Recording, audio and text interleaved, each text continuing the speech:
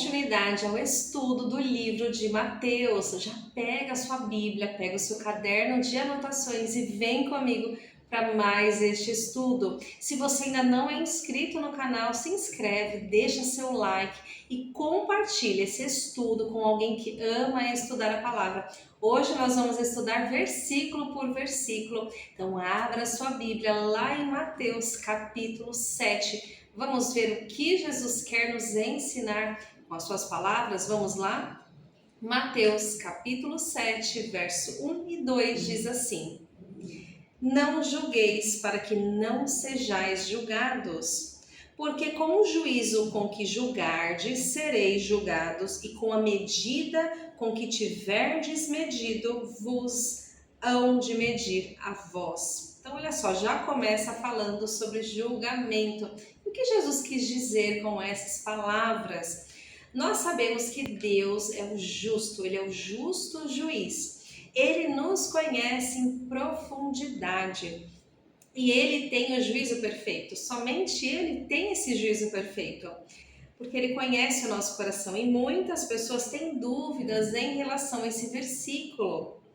Por exemplo, aquilo que nós não temos clareza, nós não podemos julgar, mas aquilo que nós temos clareza, nós podemos sim julgar. Nós julgamos os ensinamentos da pessoa e não a pessoa em si. Então, nesse contexto, nós entendemos que se você julga sem entender o contexto, você também será julgado pelas pessoas sem elas compreenderem os detalhes. Então, cada caso é um caso e nós precisamos entender o que aconteceu para depois julgar, fazer uma crítica sobre aquilo, se aquilo foi certo ou errado. Vamos ler agora os versos 3 até o verso 5. Diz assim: E por que reparas tu no argueiro que está no olho do teu irmão, e não vês a trave que está no teu olho? Ou como dirás a teu irmão: Deixa-me tirar o argueiro do teu olho, estando uma trave no teu? Hipócrita, tira primeiro a trave do teu olho, e então cuidarás em tirar o argueiro do olho do teu irmão. É um versículo muito conhecido. Os fariseus eram assim. E interessante que Jesus falava para que as pessoas fizessem aquilo que eles falavam, mas não aquilo que eles faziam. Nós vemos esse registro lá em Mateus, capítulo 23, nos versos 2 e 3. Eu vou ler para vocês, diz assim: Dizendo, na cadeira de Moisés estão assentados os escribas e fariseus. Todas as coisas, pois, que vos disserem, que observeis, observai-as e fazei-as, mas não procedeis em conformidade com as suas obras, porque dizem e não fazem. Por isso que Jesus chamava eles de hipócritas. Então aqui Jesus ele reconhece a autoridade religiosa dos fariseus, mas ele reprova o comportamento deles, porque o comportamento deles não refletia aquilo que eles pregavam. Por isso eles eram chamados de hipócritas. Vamos ler agora o verso 6, que diz assim: Não deis aos cães as coisas santas, nem deiteis aos porcos as vossas pérolas. Não aconteça que as pisem com os pés e, voltando-se, vos despedacem. Então, olha só, nós não podemos dispor do nosso tempo com aqueles que são escarnecedores, aqueles que são zombadores da palavra. A palavra de Deus ela é preciosa demais para ela ser lançada em qualquer lugar. Agora, quando Deus pede para você ensinar aquela palavra que será para juízo, aí é diferente. Por quê? A nossa pregação ela será ou para a salvação ou para o juízo. Quem aceitar a palavra será salvo, e quem não aceitar, a palavra é clara quando diz que a pessoa será condenada. Jesus não trazia um ensinamento profundo para os fariseus, mas ele trazia esse ensinamento profundo para os seus discípulos e para os seus seguidores. Vamos ler agora o verso 7 e o verso 8 diz assim: Pedi e dar-se-vos-á, buscai e encontrareis, batei e abrir-se-vos-á. Porque aquele que pede recebe, e o que busca encontra, e ao que bate abrir-se-lhe-á. Uma palavra difícil. Então, como nós sabemos a vontade de Deus? Porque está falando, ó, você pode bater, você pode pedir, e aquilo que você pedir, o Senhor vai te dar. Mas como assim? Nós temos que saber qual é a vontade de Deus. E nós vamos saber qual é a vontade de Deus através da sua palavra. Então, tudo que você pedir em nome de Jesus, tudo que você pedir de acordo com a palavra, quando você pede, é sinal que você está em oração, é sinal que você está com intimidade com o Senhor, você está conversando com Ele. Aí sim, o Senhor te dará. É isso que a palavra fala.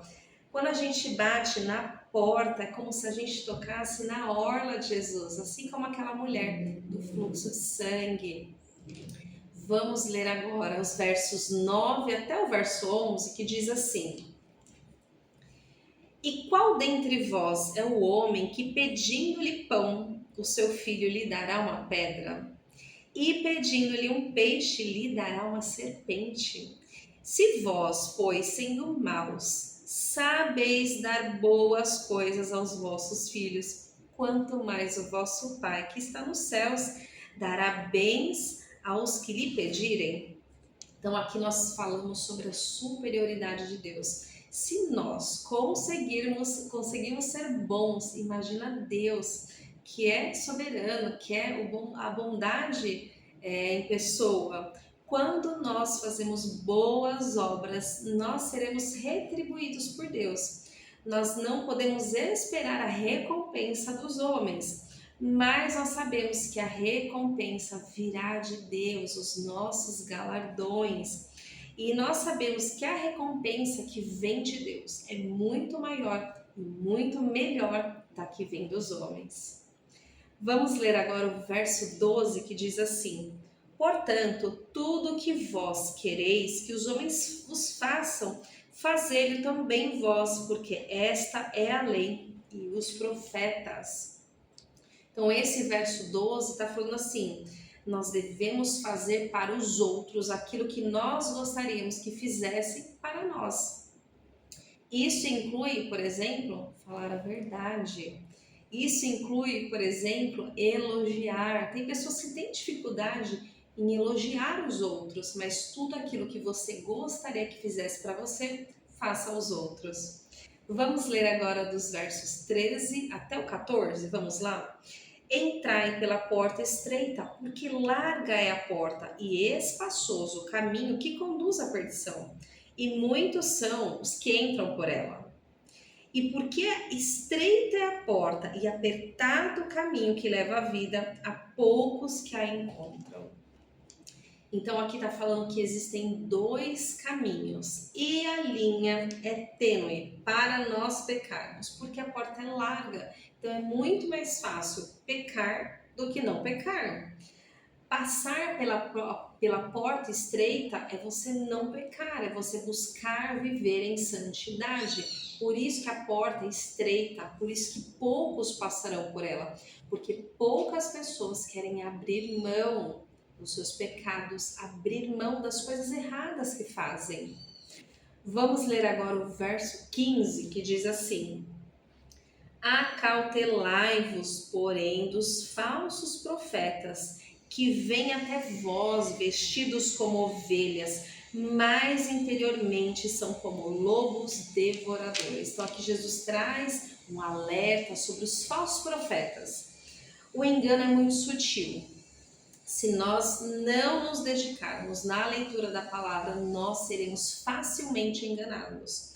As pessoas geralmente buscam ouvir aquilo que elas querem. Elas buscam ouvir algo para massagear o seu ego, mas quando elas são confrontadas, elas não gostam. E geralmente aqueles aqueles que estão vestidos aí com peles de ovelha, eles falam que as pessoas querem ouvir, por isso que enganam a muitos. Vamos ler agora uma passagem que vai falar sobre os frutos, dos versos 16 até o 20, diz assim: porque pelos seus frutos o conhecereis. Porventura, colhem-se uvas dos espinheiros ou figos dos abrolhos? Assim, toda árvore boa produz bons frutos e toda árvore má, maus frutos. Não pode uma árvore boa dar bons frutos, nem uma árvore má dar bons frutos. Toda árvore que não dá bom fruto, corta-se e lança no fogo. Aqui já é um indicativo do juízo. Portanto, pelos seus frutos os conhecereis. Então, aqui ele começa falando dos falsos profetas e já emenda falando dos frutos. Então, nós conheceremos as pessoas, os profetas, aqueles que estão à frente da obra, os nossos irmãos também, através dos frutos que eles dão. E dessa forma, conhecendo os frutos, aí sim nós poderemos julgar os ensinamentos dessa pessoa, não a pessoa em si. Alguém que se diz conhecer a Cristo, se falar algo contra a palavra, essa pessoa poderá ser repreendida. Por exemplo, se alguém citar uma doutrina da reencarnação, não é bíblico, então você pode, através da palavra, falar que isso não é bíblico, isso não está na palavra. Se eu creio na Bíblia, eu posso julgar esse ensinamento porque eu não creio. E você consegue enxergar os frutos no seu pastor, você consegue enxergar os frutos no seu irmão, na sua irmã. Faz uma reflexão, você consegue enxergar esses frutos nas pessoas que estão próximas a você? Você é uma árvore que dá bons frutos? Você tem dado muitos frutos ou poucos frutos? Vamos ler agora o verso 21, que diz assim: nem todo que me diz Senhor, Senhor, entrará no reino dos céus, mas aquele que faz a vontade de meu Pai, que está nos céus. Então aqui fala sobre aquele cristão fake. A pessoa acha que está agradando a Deus, mas a pessoa não abre a Bíblia, não tem intimidade com Deus, não tem temor, não tem reverência, mas não está de acordo com a vontade de Deus. A pessoa ela não tem experiências com Deus, né? O fato da pessoa apenas ir na igreja não garante que ela esteja agradando a Deus. Vamos ler agora os versos 22 e 23, que diz assim: muitos me dirão naquele dia, Senhor, em teu nome nós não profetizamos em teu nome não expulsamos demônios, em teu nome não fizemos muitas maravilhas. E então lhes direi abertamente: nunca vos conheci. Apartai-vos de mim, vós que praticais a iniquidade. Essa palavra ela é muito dura, porque muitas pessoas acham que estão agradando a Deus, mas não estão. Por isso que nós precisamos nos voltar para a palavra e ouvir os ensinamentos de Jesus, para que a palavra nos exorte, nos ensine e nós possamos mudar a nossa postura, mudar as nossas atitudes. A pessoa ela pode ter o dom, ela pode trabalhar na obra, mas se o seu coração não estiver verdadeiramente em Deus, essa pessoa é apenas um religioso, algo que Deus abomina. Vamos ler agora o verso 24 até o 27, diz assim: todo aquele, pois, que escuta as minhas palavras, olha só, e as pratica, assemelha-lo-ei ao homem prudente, que edificou a sua casa sobre a rocha. E desceu a chuva, e correm os rios, e assopram os ventos, e bateram aquela casa, e não caiu, porque estava edificada sobre a rocha. E aquele que ouve as minhas palavras e não as cumpre, compará-lo-ei ao homem insensato, que edificou a sua casa na areia. E desceu a chuva, e correram os rios, e assopraram os ventos, e combateram aquela casa, e caiu, e foi grande a sua queda. Então aqui fala do fundamento da palavra. Se nós não estivermos fundamentados em Jesus, na palavra, nós vamos cair. As doutrinas fundamentais da Bíblia, elas nos darão o suporte, elas vão nos dar o alicerce para a nossa fé crescer, para a nossa fé se fortalecer. Então, o que são os fundamentos? O que são as doutrinas fundamentais da Bíblia? O que nós precisamos saber para que os nossos pés estejam firmados? Então, as principais doutrinas da Bíblia são aquelas que falam sobre quem é Deus, por exemplo, que é estudado na teologia. Aquela doutrina que fala sobre quem é o Espírito Santo, que é estudado na pneumatologia. Quem é Jesus, que é estudado na cristologia. O que é a Bíblia, que é estudado na bibliologia. O que é a igreja? Qual a função da igreja, que é estudado na eclesiologia. A doutrina que fala do pecado, o que é o pecado, na martiologia. A doutrina da salvação, soteriologia. Tem também a doutrina dos anjos, aquela que fala do pecado, do inferno, do diabo. A palavra também nos ensina o que é o perdão, o que é o verdadeiro amor, como fazer a oração que agrada a Deus. Fala sobre o jejum, sobre o batismo, sobre as heresias. Todas essas questões são doutrinas fundamentais para que nós não sejamos enganados. Tudo que passar, todo conhecimento que for diferente dessa doutrina não está de acordo com a palavra de Deus. Então as doutrinas, elas não são negociáveis, é o que a Bíblia fala, ponto. Nós só podemos praticar aquilo que nós aprendemos. Se nós não aprendemos o que está na palavra, não tem como praticar. É muito importante que nós tenhamos um fundamento sólido daquilo que é essencial, que é a doutrina. Quando nós conhecemos a palavra, nós passamos a ter temor, nós passamos a ter reverência e nós não queremos entristecer o Espírito Santo. Então, uma coisa leva a outra. Vamos ler agora só um detalhe. A pessoa que tem temor a Deus, temor à palavra, ela não vai obedecer só por medo de ir para o inferno, mas ela vai obedecer por amor a Jesus. Vamos ler agora os versos 28 e 29, diz assim: E aconteceu que, concluindo Jesus este discurso, a multidão se admirou da sua doutrina, porquanto os ensinava como tendo autoridade e não como os escribas. Então a multidão via que o que Jesus falava era diferente, porque ele não só falava, mas ele praticava, ele ensinava e não era com hipocrisia.